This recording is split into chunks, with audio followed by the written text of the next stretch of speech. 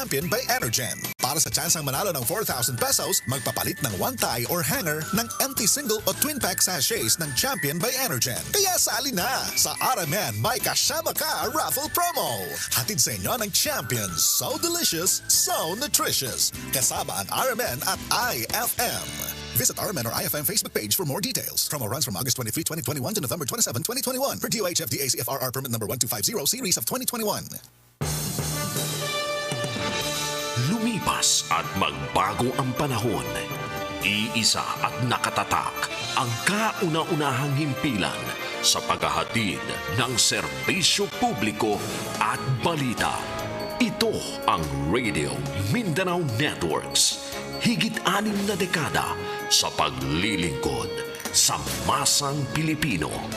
Sa Metro Manila, ito ang DZXL 558 Radyo Trabaho, ang inyong gabay sa hanap buhay.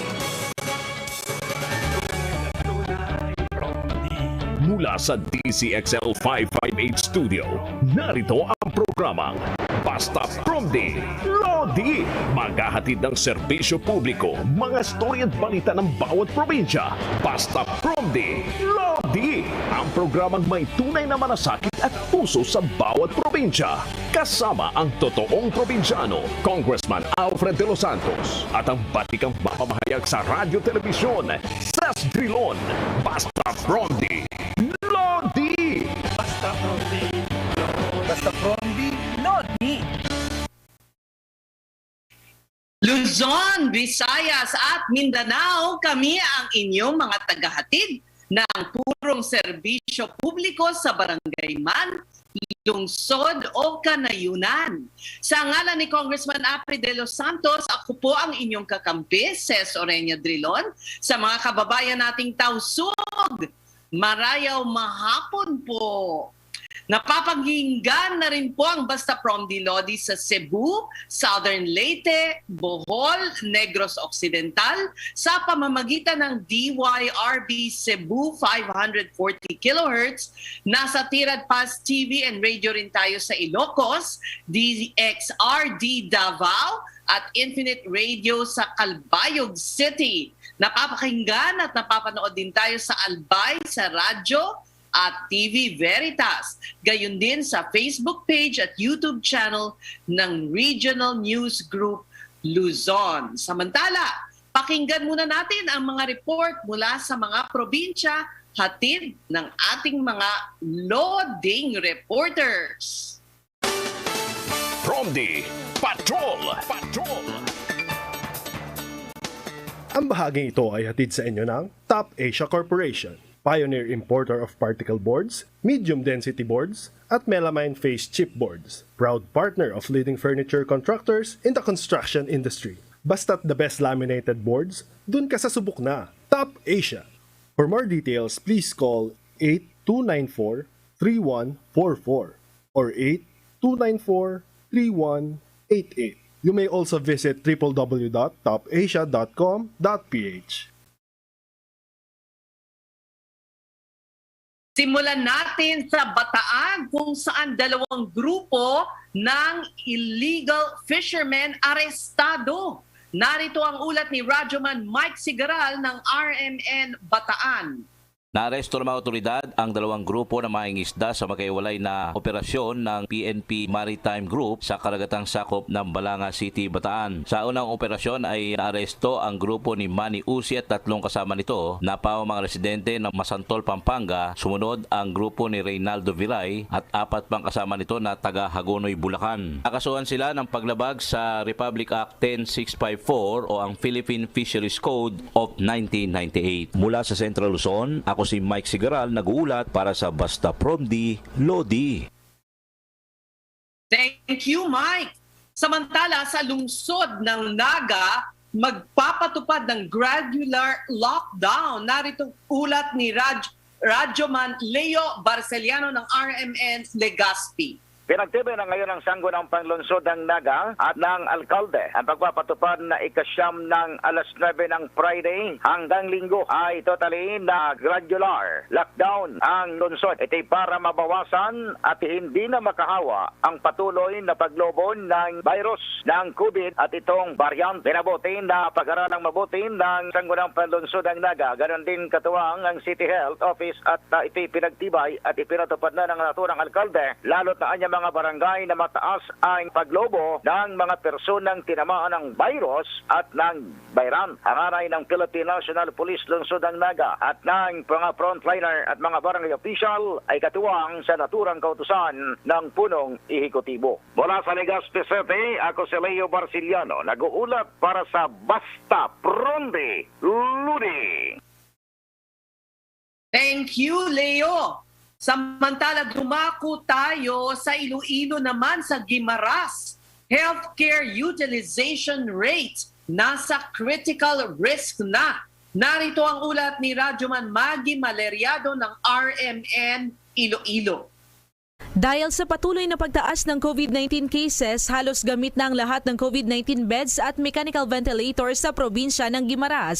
Sa data ng Department of Health o DOH-6, nasa critical risk na ang Healthcare Utilization Rate o HCUR ng Guimaras. Sa kabuuang 80 COVID-19 beds at mechanical ventilators, 75 o 93.75% occupied na ito. Nag-iisang Guimaras sa lahat ng probinsya at highly urbanized cities sa Western Visayas na nasa critical level ang HCUR. Ang Iloilo City, Bacolod City at Negros Occidental ay nasa high risk level, moderate risk ang Gapis at Iloilo Province, habang low risk naman ang Aklan at Antique. Ang buong Western Visayas ay nasa moderate risk ang HCUR ayon sa DOH-6. Mula sa Iloilo City, ako si Maggie Maleriado, nag-uulat para sa Basta Promdi Lodi.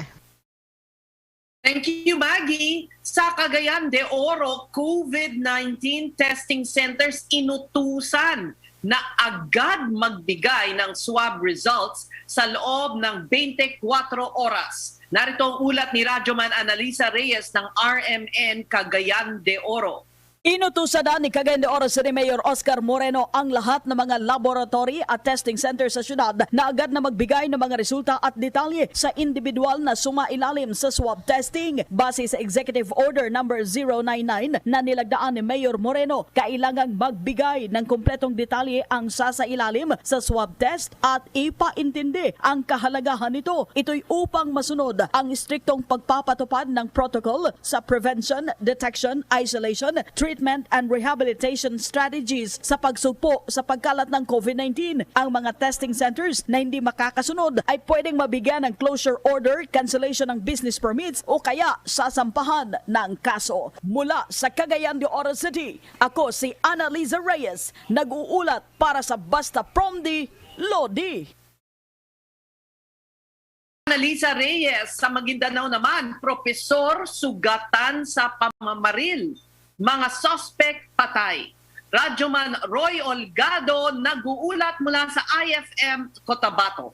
Sa halip na puntiryahin ang target, ang mga suspek ang napatay sa nagyari pamamaril sa bahagi ng Barangay Corintem, Datuudin Sinsuat sa Maguindanao. Sa panayam ng 90.9 IFM kay Datuudin Sinsuat Police Chief Lieutenant Colonel Romel de la Vega, sakay ng Fortuner ang biktimang si Professor Daud Gadon, nag-MSU Maguindanao nang biglang dikitan ng riding in tandem sabay pinagbabaril. Bagaman naging wounded, nagawa pang imaneho ng biktima ang vehicle at nakapag-return fire pa, resulta ng kamatayan ng mga suspek. Kinilala ni Colonel de la Vega ang mga nasabing suspek na sina Montano Silongan Usman, residente ng bayan ng Talitay, at Abdul Ambel Mama, residente ng Barangay Tamuntaka, Datuudin Sinsuat, base sa mga IDs na nakuha mula sa mga ito. Kapwa na isugod sa ospital ang biktima at ang mga suspek. Buhay na buhay ang biktima, ngunit naidekalarang dead on arrival ang mga suspek. Sa ngayon, nagpapatuloy pa ang investigasyon ng kapulisan sa maaaring dahilan ng pamamaril. Mula sa Cotabato City, ako si Roy Holgado, nag-uulat sa Basta Promdi Lodi.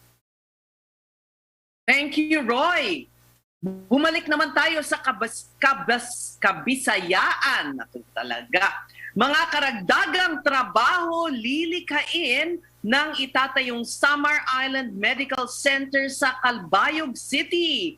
Nako, ito'y buena mano nating report mula sa Infinite Radio Calbayog sa pamamagitan ni Kimberly Cambaya.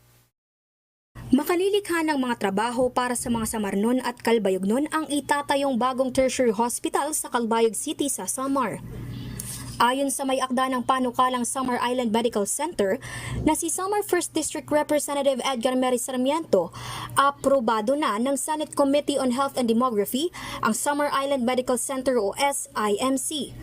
Sa pamamagitan ng pagtatayo ng SIMC sa Calbayog City ay mas madali na ang pagpapagamot dahil hindi na kailangan pang bumiyahe ng 5 hanggang 6 na oras para makapunta sa pinakamalapit na Tertiary General Hospital sa Tacloban City sa Leyte.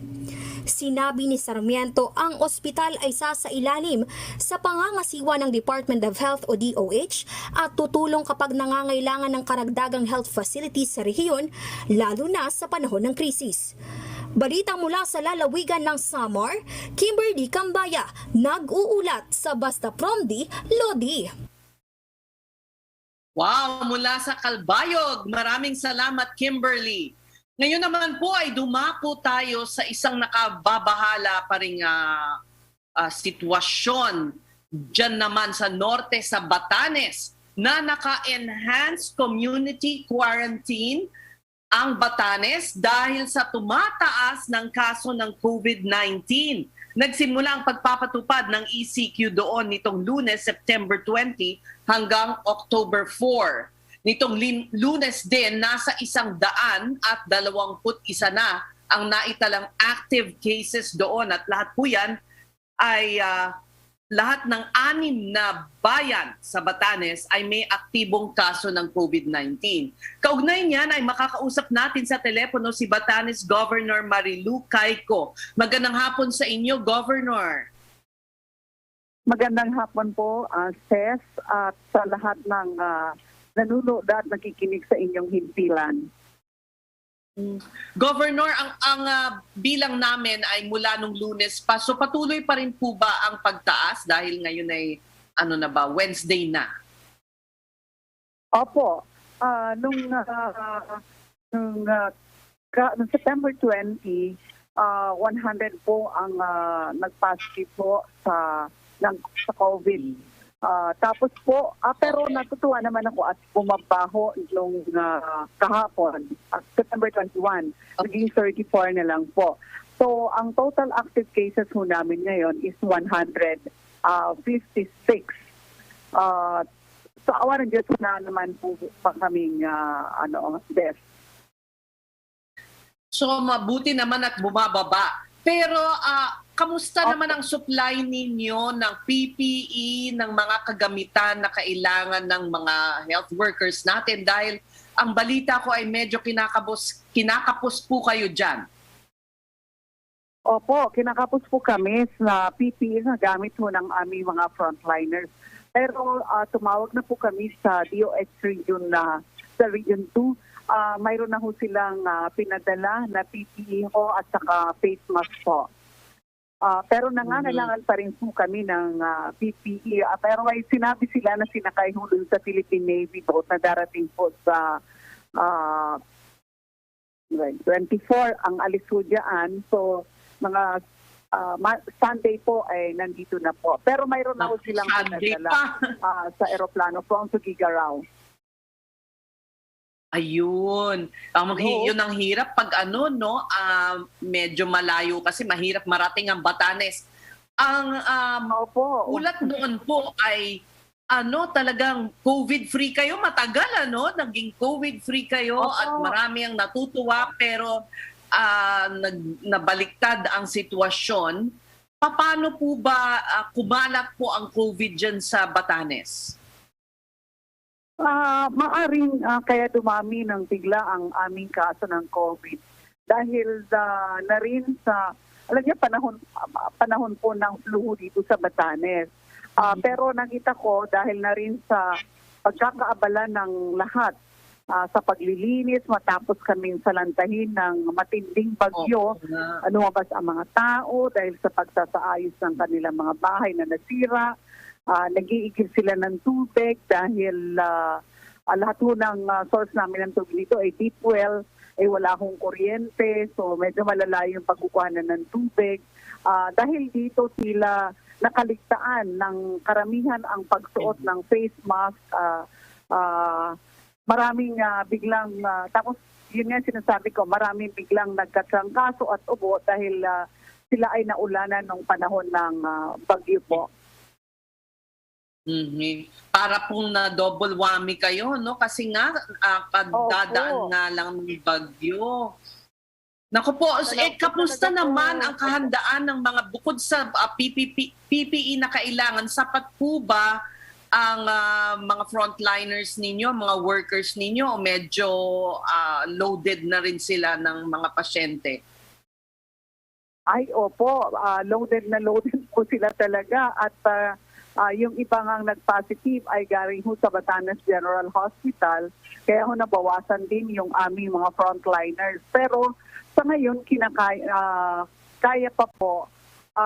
Ang naging problema ko ay yung mga quarantine facilities ho namin, saka yung aming isolation facility ay nasira ho nung bagyo ang mga bubong at mga bintana.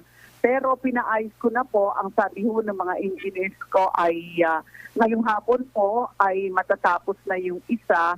At yung gym ho namin na nakaka-accommodate ng mga 40 ay ready na po. Pinalinis ko na, pinadisinfect na po at pwede na ho paglagyan ho ng mga nag-positive sa antigen po. Yung Batanes Resort, okay na rin. Pwede na ho yung 36, natapos na rin yung bubong at mga bintana.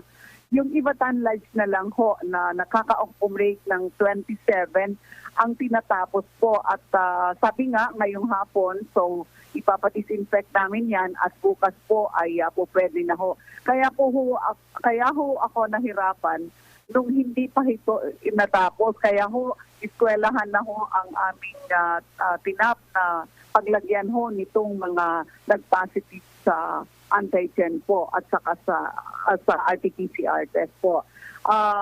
Marami naman, ngayon ho ay marami na rin ho kami na-identify na pwede ho namin na paglagyan para ma-isolate itong mga nag-positive kung sakasakali pa pong dumami. Pero sa ngayon po ay lahat na po ay naka-isolate. Kaya ho, sana po today bababa na ho yung mag-positive po kasi ang una ko namin ginawa is sinisigurado ho namin na ma-isolate itong mga nag-positive para hindi na ho sila nakakahawa sa community po.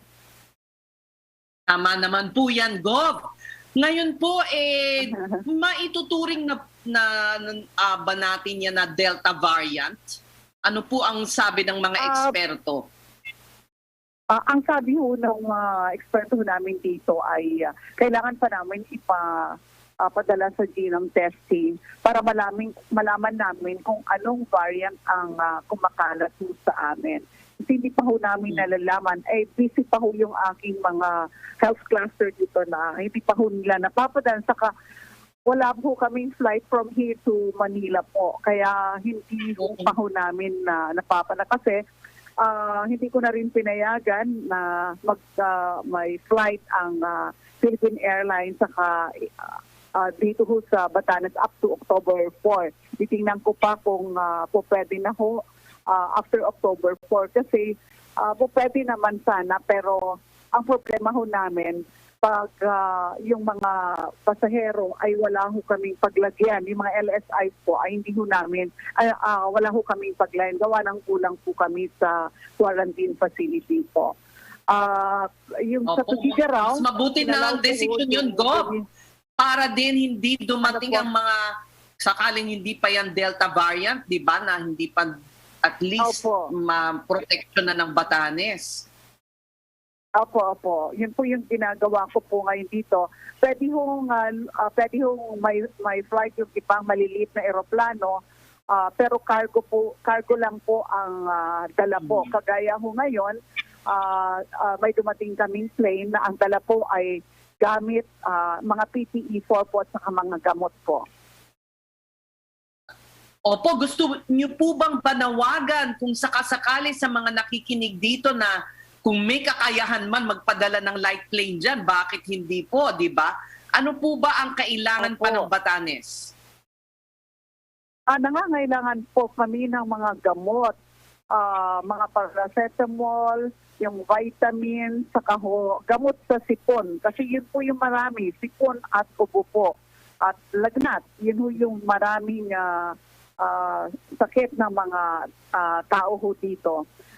Mga kagamitang medical, face masks at PPE po. Dahil kailangan talaga ho ng mga frontliners ko po. Yung PPE4 po. At sana po ay mabigyan din kami ng dagdag na vaccine para lahat po ng 18 years old pataas ay mabakunahan na po dito sa Batanes. Gov, ilan na po ba ang percentage ng population ninyo dyan ang nabakunahan, fully vaccinated? Sa huling datos na binigay sa akin ay 73% na po yung nabakunahan. Mga 7,335 po. Ngayon po, may dumating po sa amin. 70% na po ng population. Opo. Fully vaccinated. Yung population from 18 pataas po. 18 pataas po. So, medyo maganda naman ho yung vaccination ho namin dito. Pero gusto ko sana na lahat po ng 18 years old para taas ay mabakunahan na po. Kasi malayo po kami. Mahirap po talagang magkaroon ho talaga ng magkaroon ho ng COVID ho dito sa Batanes. Opo. Ngayon po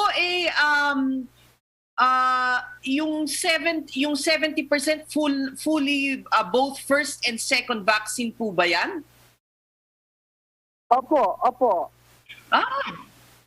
Ang cases nyo po ba ay severe po ba itong mga 100, anong sabi nyo, mga 120 or 130 plus? 156 po. Mayroon ho kami, ma'am, isang severe, pero as of yesterday, okay na siya. Sabi ng doktor, okay na po siya. Parang magaling na po siya. Mm-hmm. Ilan po ba sa mga cases ninyo ang vaccinated at unvaccinated? Makikita ba ang talagang yung unvaccinated yung tinatamaan? Sa ngayon po, hindi ko makuha yung datos nun dahil po very busy talaga yung mga doctors po namin saka yung mga nurses po namin. Pero nire-record daw po nila yon. So ibibigay daw po nila sa akin pag nakompleto po nila. Pero karamihan po nung nagkaroon ho na positive cases namin ay vaccinated na po sila. Kaya sa ngayon ho ay wala pa ho kaming masyadong severe na cases dito ho sa Batanes po. Opo. So good kasi yung 70+% is a good percentage na po ng population ng vaccinated. So maaring kung sila'y tamaan, hindi naman talaga yung lalala pa yung kanilang condition po. Yes, but you might as well be prepared for any eventuality. Ano po? Opo. Ngayon po, ma'am, ay kasalukuyan ho kami yung nagba-vaccine dahil may dumating na naman sa amin na 4,000. So, sa simbahan na ho kami nagbabakuna po. At marami ho ang nagpupunta kasi nung una, hindi maayaw nung iba na magpabakuna.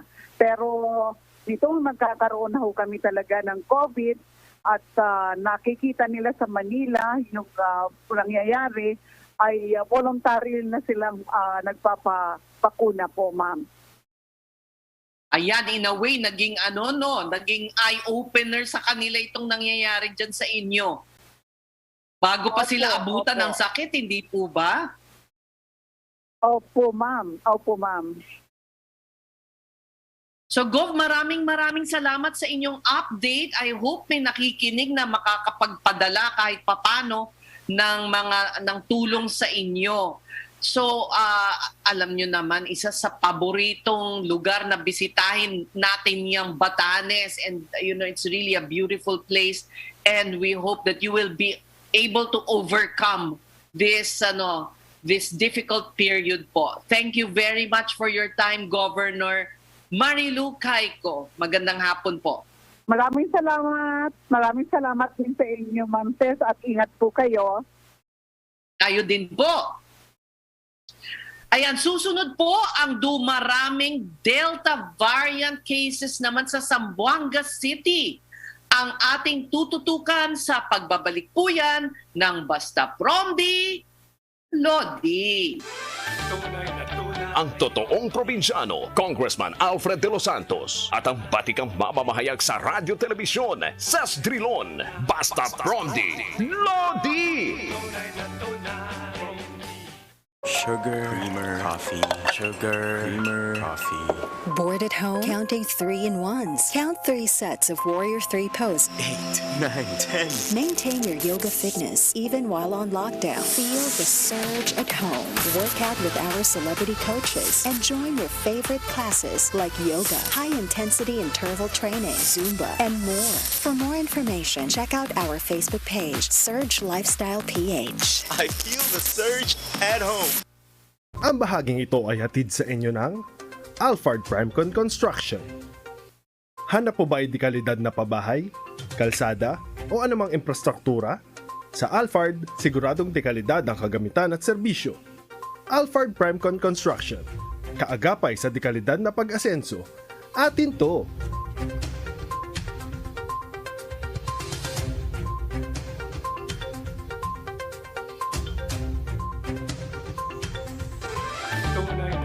Ang totoong probinsyano, Congressman Alfred De Los Santos at ang batikang mamamahayag sa radyo telebisyon, Sas Drilon, Basta Promdi, Lodi!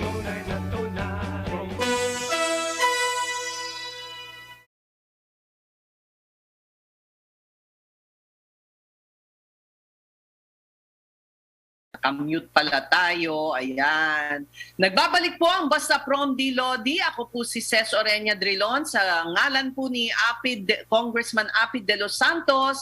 At COVID pa din ang pag-uusapan natin sa yugtong ito ng ating programa kasi yan naman talaga ang kinakaharap at ang hamon nating lahat ngayon. Dumako naman tayo sa Zamboanga City kung saan tumaas ng 36.8% ang bilang ng mga mas nakakahawang Delta variant ng COVID-19 infections mula Agosto po yan. Base sa report ng Philippine Genome Center na inalabas nitong Sabado, pumalo na sa 19 ang Delta variant sa Zamboanga City. Ayon kay Zamboanga City Health Officer Dr. Dulce Miravite, nakita ang Delta variant infection sa 21 specimen mula sa ilang tinamaan ng COVID sa lungsod noong August 24.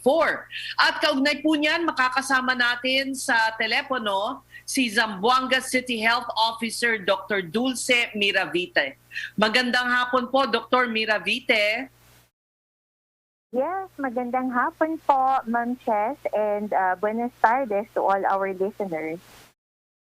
Buenas tardes po. Nako, masigla pa rin ang boses ni Dr. Miravite sa kabila ng hamon dyan sa Zamboanga City. Kamusta po naman ang bilang po ba ng COVID-19 cases ngayon sa Zamboanga City? Medyo nakikita natin na tumataas po yung cases natin in the city, no? So this past week, our average case per day is about 90 new cases per day po. No? So actually, ang active case namin at present is about 1,101 cases. Ilan po ang Delta variant dun sa active cases po ninyo? So far po, ang Delta variants na identified are already fully recovered as of this time. Oh, so, very good. Yes, yung 19 na Delta variants identified for the city, all of them are recovered. At wala na po silang hindi na po sila nakahawa ng iba based sa contact tracing ninyo? Dito sa mga na-identify, there are some na talagang yung buong household ay nahawaan, no? So, but nakita nga natin yung isa or dalawa lang yung na-identify. So, but since they are from the same household, so most likely yung variant na meron din yung household is the Delta variant also. Kamusta naman ang capability of the frontliners to respond po? Kamusta po kayo dyan? As of now po, medyo nasa high risk na po, no, yung classification ng hospital utilization ng Zamboanga City dahil nga starting this September nakita nga namin na tumataas yung cases, no, and more cases are requiring hospitalization. So, medyo napupuno na rin yung mga hospitals, no, private and both the private and the public hospitals in the city. Sapat po ba ang mga PPE ninyo, ang gamot para tumugon po dito sa critical level na ng COVID-19? Ngayon, medyo meron pa naman tayong available supplies, no? But we are also anticipating a shortage if our cases would really be increasing because Zamboanga City is in the middle of Region 9. So yung mga and our Apex Hospital is also situated in the city. So yung ating mga other cities and municipalities, yung mga referral nila, yung mga severe cases are referred in the city. So, nakikita din natin na medyo dumadami yung mga referral from other cities and municipalities in the city. I hope naman ang DOH, ang national government, nagpapadala na ng mga supplies sa inyo. Opo, meron naman tayong natatanggap na mga supplies from our national government and we are thankful, no? So we have received mga testing kits, we also received PPE. So we are grateful for that, no? Dr. Miravite, how is the vaccination rollout po sa Zamboanga City? How many % of the population ang nababakunahan na po?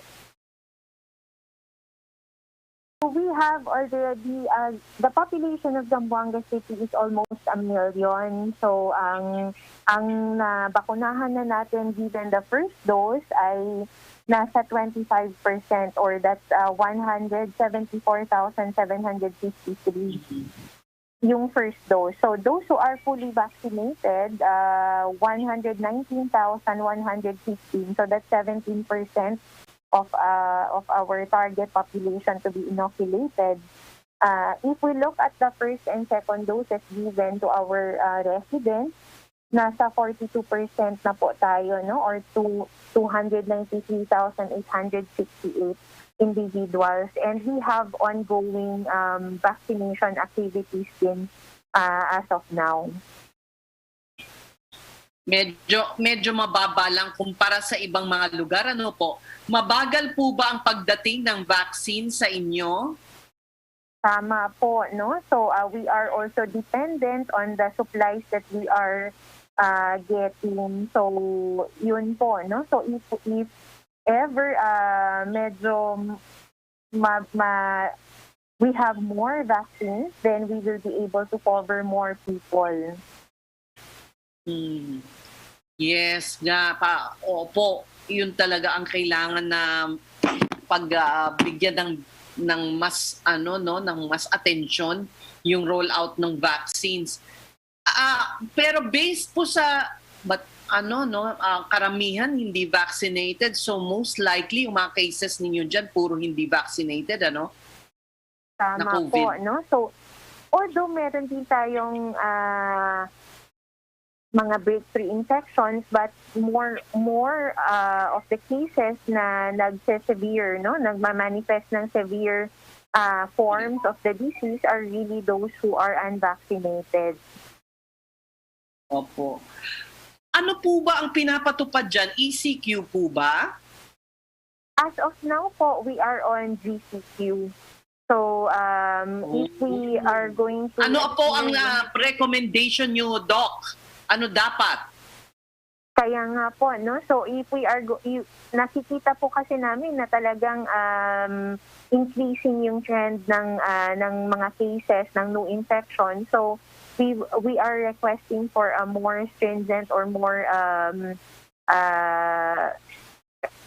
yung quarantine status natin, no? Yung mas mas mahigpit ng konti. So either ECQ or we're requesting for alert level 4.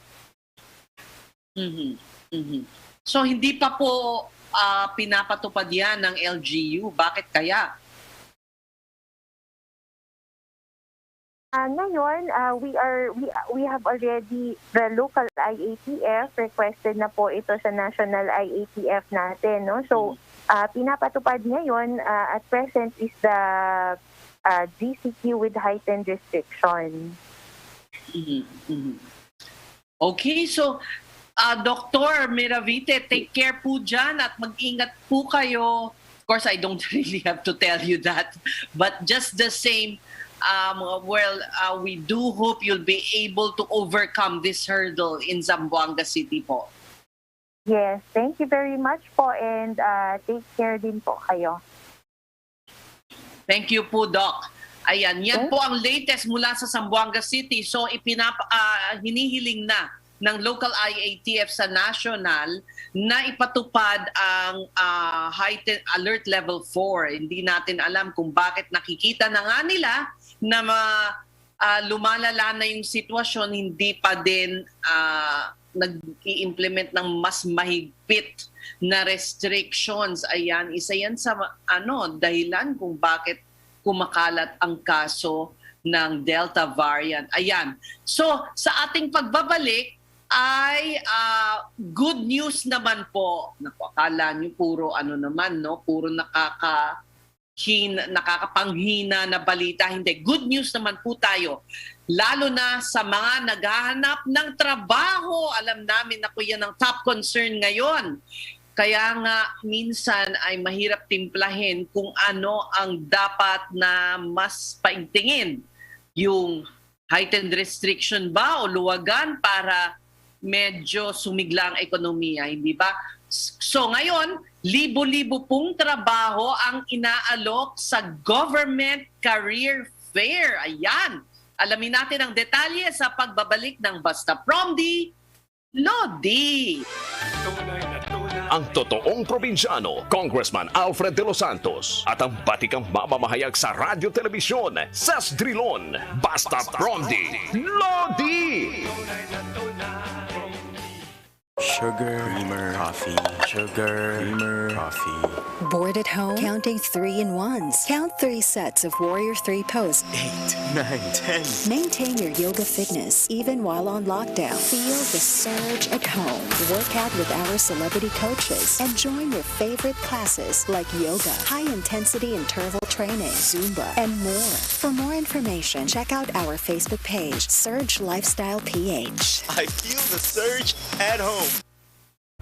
Ang programang ito ay hatid sa inyo ng Macapa Corporation. Isa sa mga nangunguna sa industriya ng construction at nakilala dahil sa dekalidad ng mga proyekto nito tulad ng paggawa ng mga tulay, kalsada, dike at marami pang iba. Simula 2001, ang Macapa Corporation ay katuwang nyo sa pagpanday ng inyong bisyon at pangangailangan.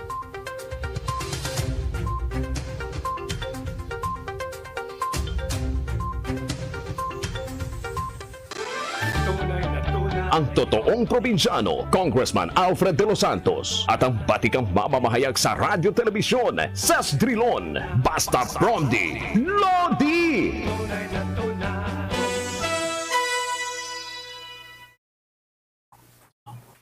Time check, 2:10 ng hapon. Ayan, marami pa tayong panahong nalalabi Kayo po ba ay naghahanap ng trabaho? Naku, I'm sure marami ang nagsasabing yes! Higit 2,600 trabaho. Wow, that's a lot of jobs. Ang inaalok ngayon sa online government career fair. At makikita ang mga ito sa jobstreet.com. O akala nyo yung mga fair noon dadag sa inyo, di ba? Tapos magsisiksikan. Hindi po. Ngayon online na. Pero para linawin pa kung ano ang dapat na ninyong gawin, anong makikita doon, anong uri ng trabaho, etc., makakausap natin sa linya ng telepono, actually Zoom, si Civil Service Commissioner Eileen Lizada. Magandang hapon, Commissioner Lizada. Magandang hapon po, Ma'am Ses, Congressman Alfred De Los Santos, at sa lahat ng nakikinig at nanonood, magandang hapon po. It's good to see you, Ma'am. Thank you, Commissioner. Nako, ngayon si Kong Apid ay naglilibot sa buong Pilipinas at makakapiling natin bukas. But just the same, kung ano pong trabaho ang hinahanap ngayon ng gobyerno? Anong aasahan ng mga job seekers? Varied po, marami hong positions ang vacancies pong hinahanap natin. Meron ho tayong 127 government participants. Wow, sorry, 127, yes. And then 2,660 positions. Ang top positions po, number 1, customer associate. Number 2, revenue officer. Number 3, medical officer. Number 4, jail officer 1. Number 5, administrative assistant. Number 6, attorney. Number 7, guidance counselor. Number 8, administrative officer. Number 9, medical specialist.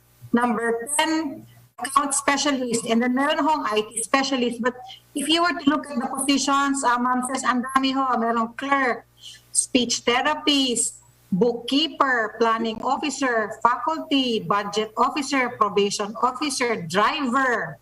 Maganda rin ho sa mga drivers kasi hindi nyo na kinakailangan kumuha ng civil service exam. Because if the position is administrative aid 1 hanggang administrative aid 5, hindi no kinakailangan mag-exam dito. So, naghahanap po ang gobyerno. So, for those job seekers na interesado, September 20 to 24, bukas po ang last day natin, Ma'am Ses. Bukas na pala ang last day. Nako, bilisan ninyo. May oras pa. So, pero yung iba dyan, kailangan may civil service eligibility. Yes po. 4 to ang requirements natin. Experience, education, 3rd, training, and 4th, eligibility. Pero, meron pa rin ho tayong exception doon sa eligibility because may mga batas po, Ma'am Ses, na pinasa ng Kongreso at may mga CSC issuances. Example, if you are a board or bar passer, lawyer, or mga engineers, accountants, board passer, exempted na po kayo sa civil service exams. Or kung nag-graduate kayo with honors, magna cum laude, summa cum laude, you will be granted automatic po eligibility. Kung graduate po kayo with honors abroad, baccalaureate po, it will also be considered if you are a barangay nutrition scholar under PD 1569, barangay health worker under 7160. Yung mga members po ng Sangguniang Bayan, Panlunsod or Panlalawigan under the same local government code. Yung mga hong scientists or yung mga technology specialist, automatic po, kailangan ho kayo ng gobyerno, hindi na ho kayo kailangan kumuha ng civil service exams. So ito ho yung mga examples po ng hindi na kinakailangan mag-take ng civil service exams, Ma'am. Okay.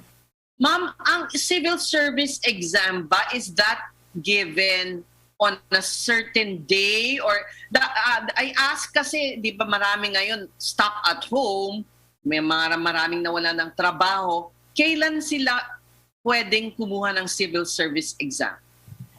Actually, Ma'am, yung wala pang pandemic, twice a year po we grant the pen and paper test.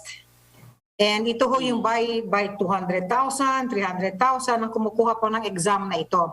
But since nagkaroon na ho tayo ng pandemic, nag-change na po, no? So, ang ginawa ho natin ngayon, hirap po kami, challenging ho, kasi we got the approval of the National IATF to conduct the pen and paper test, but once we get down to the local government units, to the regional offices namin, we have to contend with kung ano ang quarantine classification. Kaya challenging sa amin kasi like, kung okay today, baka next week hindi.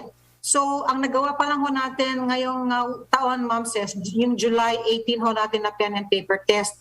And ang ginawa ho ng CSC, kami na mismo po ang pumunta sa government agency sa NCR kasi mas kontrolado yung venue, mas kontrolado yung conditions po doon. No? And then, yung pare-pareho silang coming from the same office ang nag-exam. But in the other regions, we also did the pilot testing of the pen and paper test. Doon sa mababa ho yung incidence ho ng infection ng COVID po. Yes, ma'am. So, sa Visayas, Mindanao, hindi pa po masyadong nagkaroon ng pen and paper test? Meron ho sa Mindanao. Meron din po meron sa Visayas. Wala sa Mindanao. Meron sa Visayas, Region 7, if I'm not mistaken. And meron din ho sa Luzon. If I'm not mistaken, it was Region 2 po. So, wala pong naka-schedule in the near future? Meron ho dapat tayo. Dapat meron ho sa November 7. But we had our commission meeting just yesterday, Ma'am Ses, and we got feedbacks from the different regional offices namin. And it is really very fluid at this time kasi kung oo ngayon ang LGU, next week hindi. So, you imagine as well the preparations na ginagawa ng CSC kasi the test booklets. Ang ibang LGU are requiring RT-PCR already sa mga examinees. And we need to contact DepEd kasi kinakailangan ho namin dagdagan yung mga test proctors natin. But we are doing our best na hopefully we will see based on the existing conditions come November 7, even prior to November 7 so we can assess. But may mga special exams kasi, Ma'am Ses, like the Foreign Service Officer exam, Fire Officer exam. May mga special exams kung binibigay din ng CSC. So we are studying the situation. Ito dapat ho ay October. Yung mga sinasabi ko ho, mga special exams. Yes, ma'am. This November 7 na test ninyo ng sinasabi sa Mindanao po ba yan? Dapat nationwide ho yan, ma'am. The pen and paper test. And then we have another kind of test, the COMEX. What is COMEX? COMEX is the computerized exams.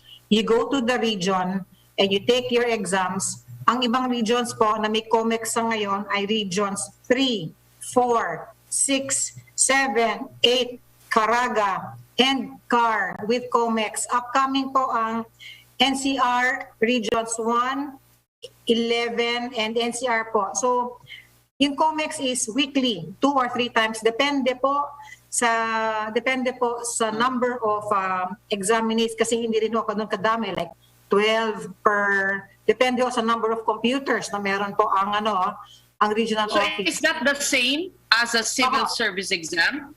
It is the same. It is the same but ibang medium.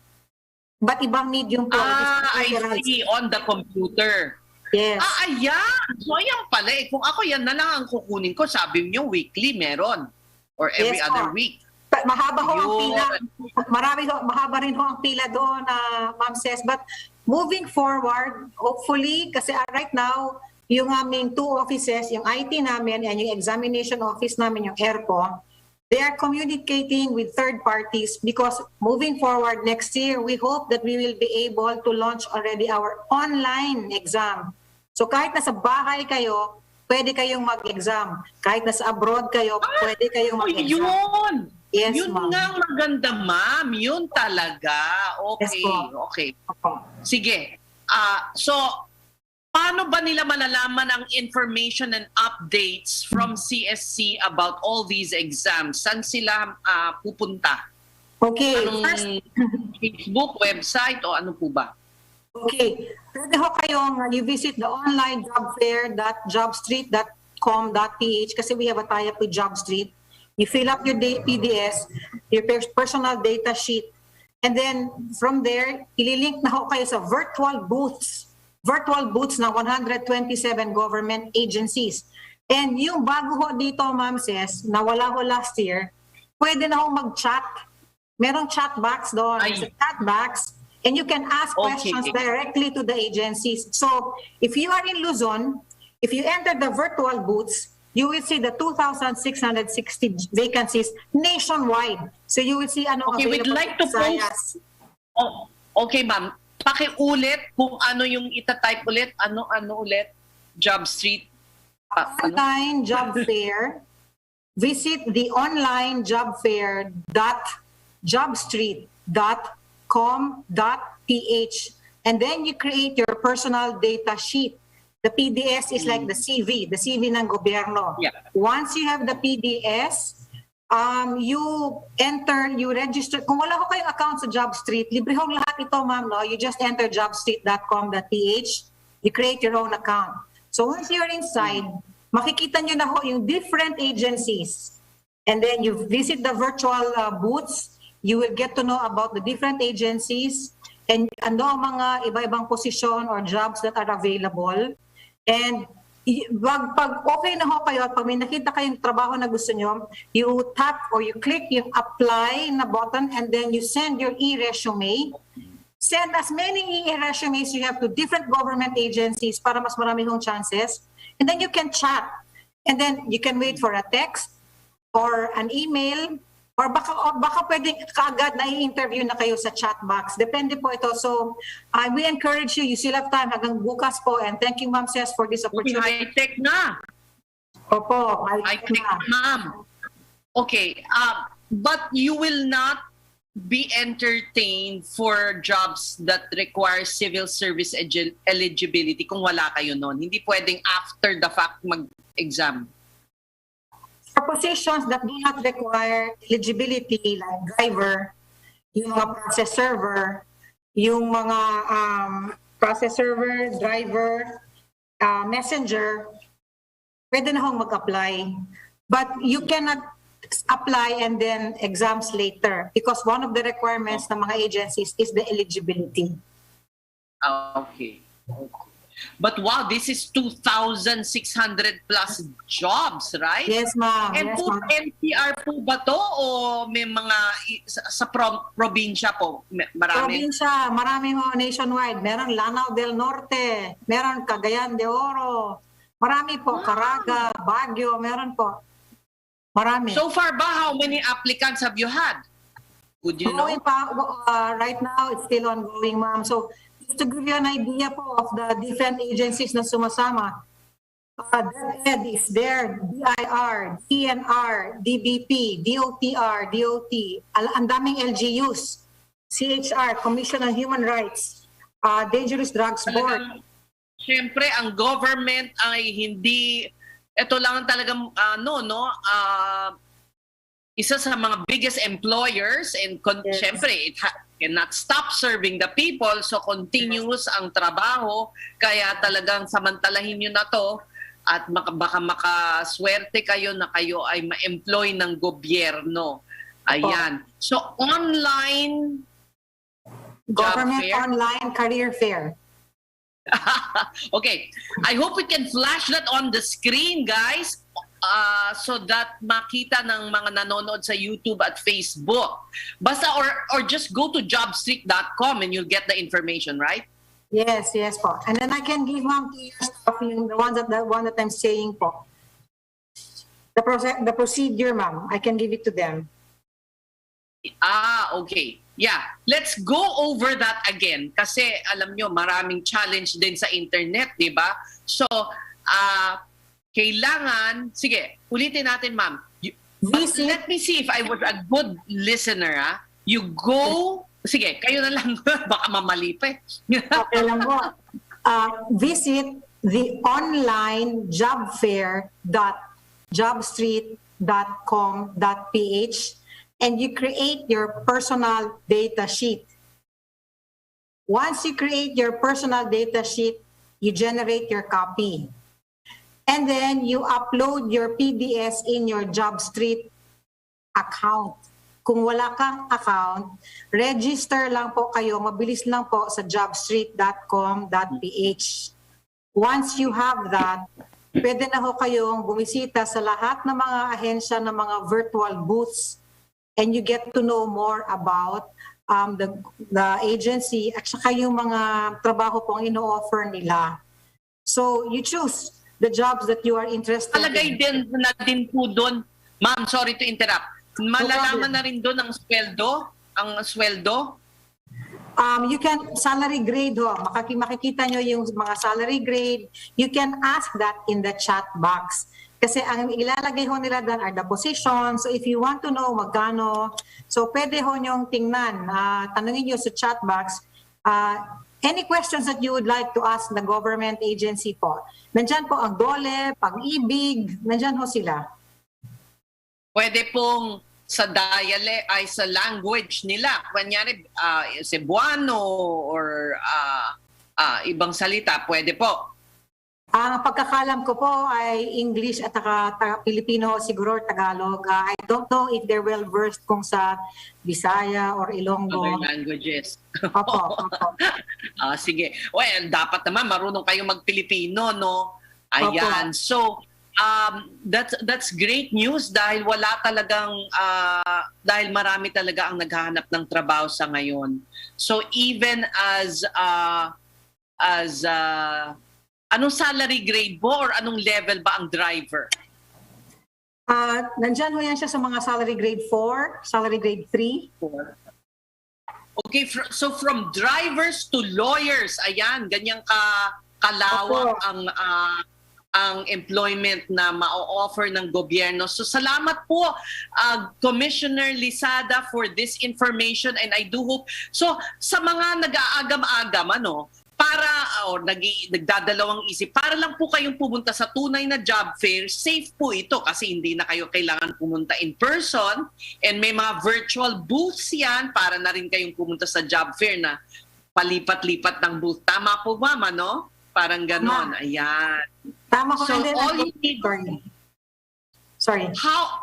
How will they choose who is deserving? Only after all the applicants have come forward.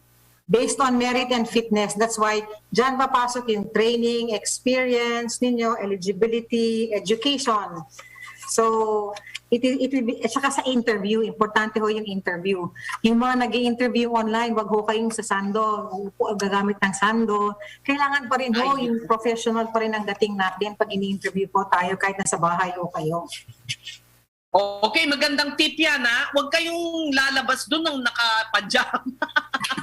I mean, Chef, this is a job interview. Take it seriously. O ano pang tips bago po tayo magtapos? Ano pang tips ang pwede nyo ibigay, ma'am?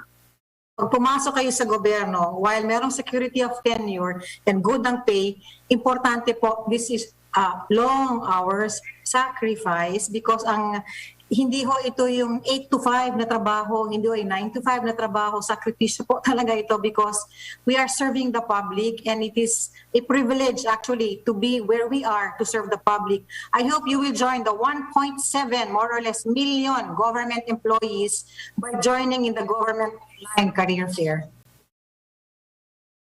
Thank you so very much. Basta, Commissioner Lisada, walang palakasan dito. Basta merit for sure ang tinitignan, ha? Yun ho sinasabi ko, huwag kayong magre-reserve ng position, walang padri-padrino, kailangan hong ibigay natin sa most qualified person kasi ang siniservisyo natin ay ang publiko and they deserve only the best. Thank you very much, Commissioner Lisada. Wag na kayong mag-delay. Start now creating your Job Street account para maka-apply na because tomorrow is the deadline. Thank you very much, Commissioner Lisada. Nako, magandang balita yan kasi talagang hirap na hirap ang mga taong maghanap ng trabaho sa ngayon. So, at least there is also security of tenure in government. So, sige po, yan po ang isa na namang araw ng ating paglilingkod sa ating mga kababayan. Basta isyong Promdi, ako po ang inyong kakampi, Ces Orenia Drilon, sa ngalan po ni Congressman Alfred De Los Santos. Hanggang bukas, maraming salamat po. Basta Promdi, Lodi. Basta Promdi, Lodi. Tunay na tunay, Promdi. Abangan ang susunod na talakayan sa programang Tunay na May Malasakit at Puso sa mga probinsyano. Kasamang totoong probinsyano, Congressman Alfred de los Santos at ang batikang mamamahayag sa radyo telebisyon, Ses Drilon, dito sa DCXL 558. Radyo Trabaho, basta Promdi, Lodi! Basta Promdi, Lodi.